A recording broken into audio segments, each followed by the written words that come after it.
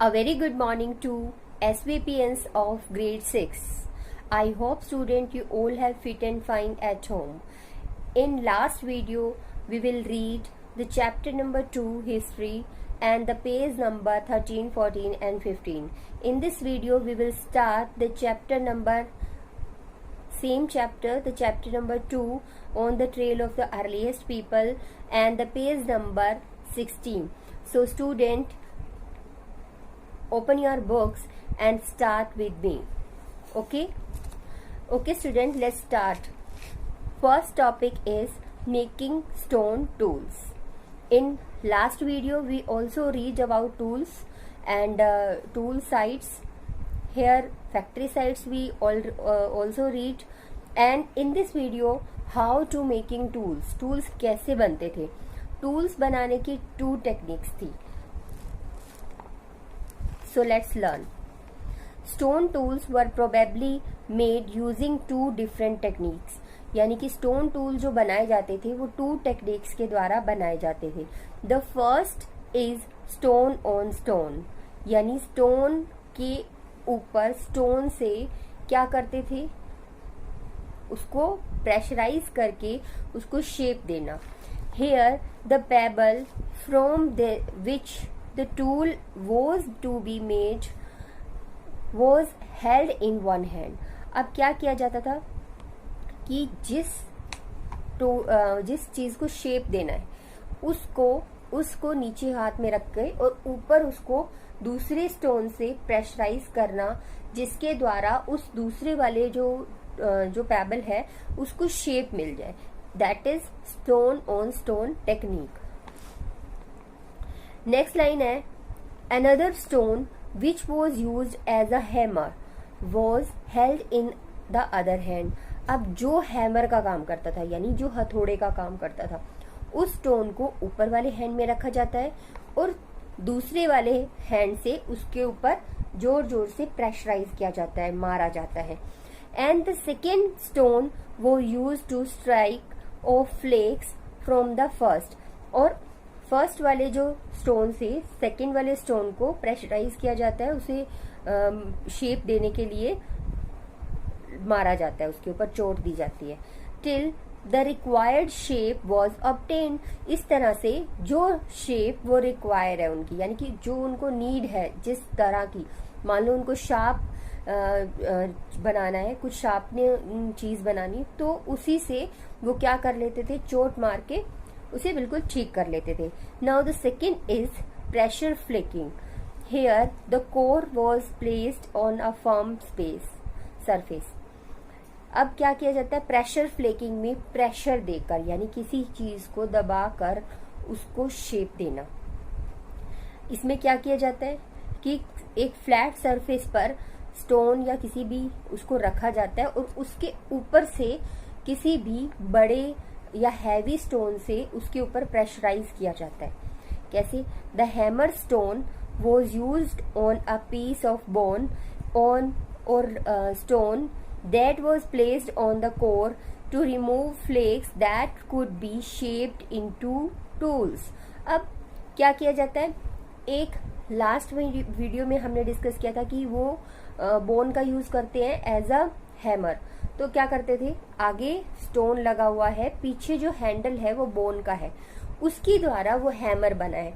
अब उस हैमर को जिस स्टोन को शेप देना है उस स्टोन के ऊपर उसको प्रेशराइज किया जाता है और फिर शेप दी जाती है.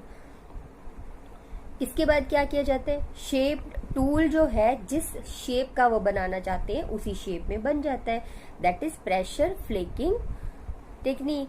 इस टेक्निक में क्या किया जाता है, प्रेशर देके उसमें बार बार हथौड़े से पीटा जाता है, उसको मारा जाता है, ताकि वो अपनी असली शेप में आ जाए. यानी जो उनको शार्पन शेप चाहिए, गोल शेप चाहिए या स्क्वायर चाहिए, कैसी भी शेप चाहिए, वो कैसे, स्टोन से स्टोन को मार के, और ये एक हैमर बनाकर, जिससे हैमर से क्या किया जाता है, स्टोन के ऊपर मारा जाता है. क्लियर.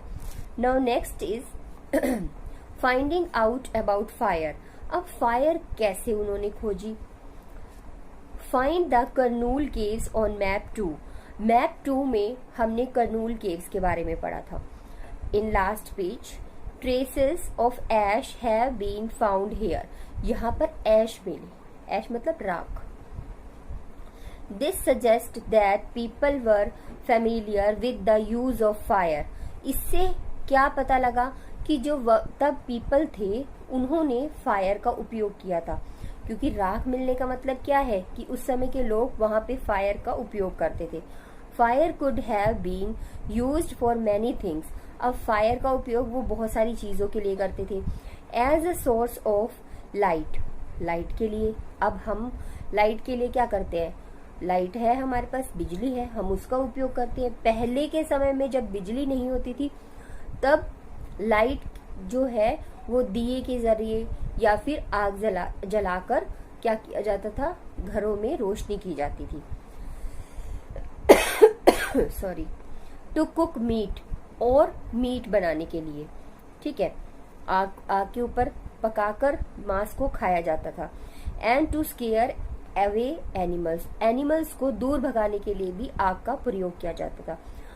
अब what do we use fire for today, आज हम जो आग है उसका उपयोग कहाँ कहाँ करते हैं, सोचो कहाँ करते हैं।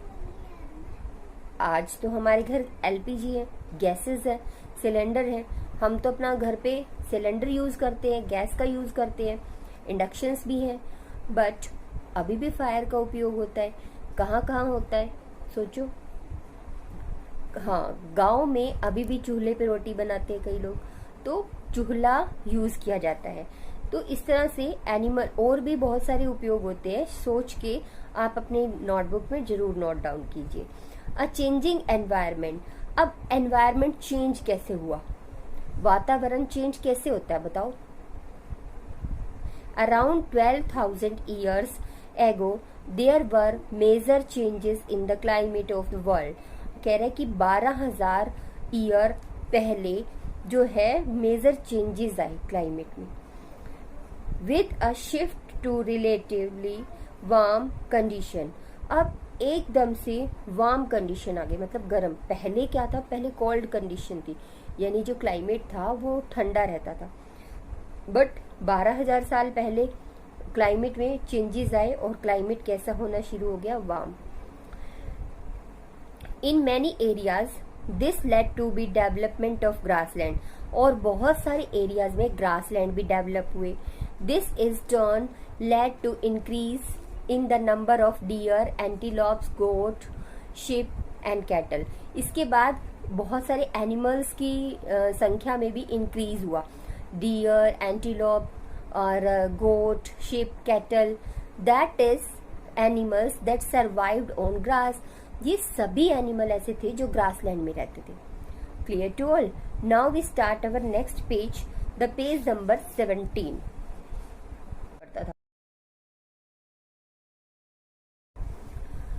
Those who hunted these animals now followed them, learning about their food habits and their breeding seasons.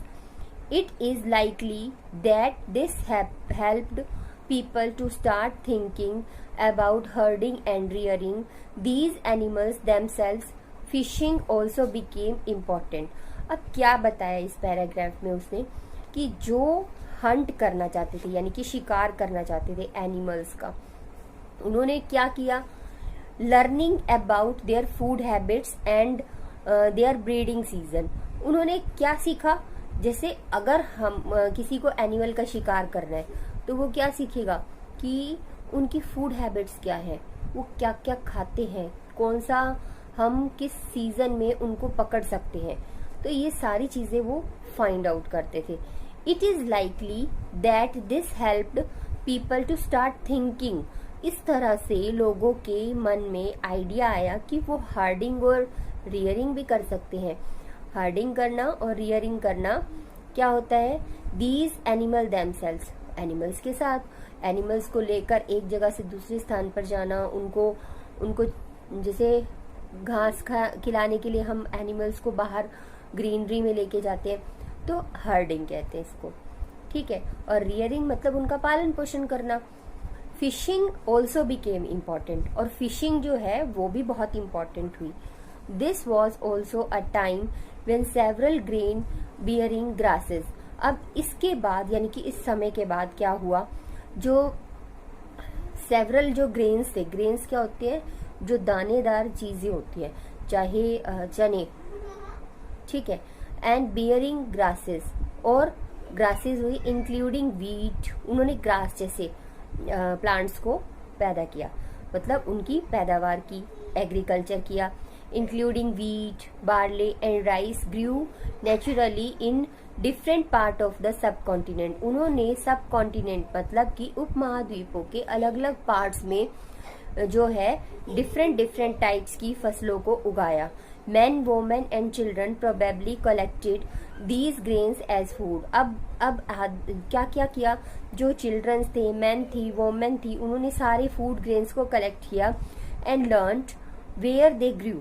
उन्होंने ये सीखा कि कहाँ कहाँ हम इसको पैदा कर सकते हैं, यानी इसकी जो एग्रीकल्चर है वो हम किस जगह पर कर सकते हैं, क्योंकि सारी जो सॉइल होती है वो हर चीज के लिए पॉसिबल नहीं होती. यानी किसी जगह पर अनाज अच्छा होता है, किसी जगह पर राइस अच्छे होते हैं, धान की फसल अच्छी होती है.